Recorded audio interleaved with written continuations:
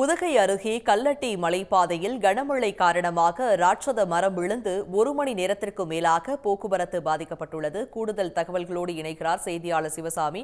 சிவசாமி, தற்போது அந்த முறிந்து விழுந்த அந்த மரங்களை அகற்றும் பணி நடைபெற்று வருகிறதா? விவரங்கள்.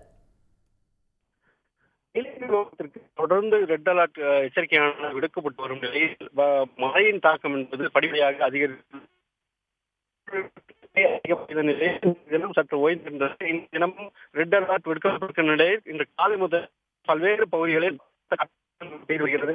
குறிப்பாக கல்லட்டி வட்டார பகுதியில் பலத்த காற்று வீசியதன் காரணமாக உதகை மசனகுடி செல்லக்கூடிய கல்லட்டி பகுதியில் ஒரு இடத்தில் 21வது கொட்டைசி வளவில்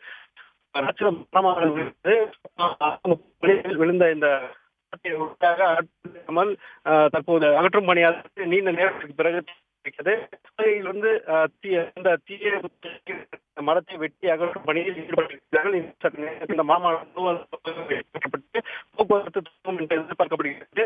இந்த பிரதான சாலையில் தான் கடந்த 2 நாட்களுக்கு பாறைகள் சாலை அமைந்ததனால் 2 நாட்கள் போக்குவரத்து.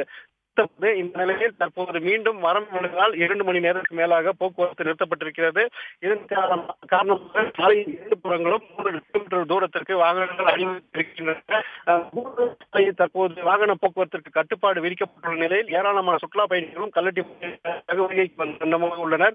சிவகங்கை பகுதி மக்கள் இந்த வழியாக செல்லும் நிலையில் மரம் விழுந்து பாதிக்கப்பட்டிருப்பதனால் மிகுந்த சிரமத்துக்கு ஆளாக இருக்கிறார்கள். இன்னும் தொடங்கும் என்று எதிர்பார்க்கப்படுகிறது. விவரங்களை வழங்கியமைக்கு நன்றி சிவசாமி.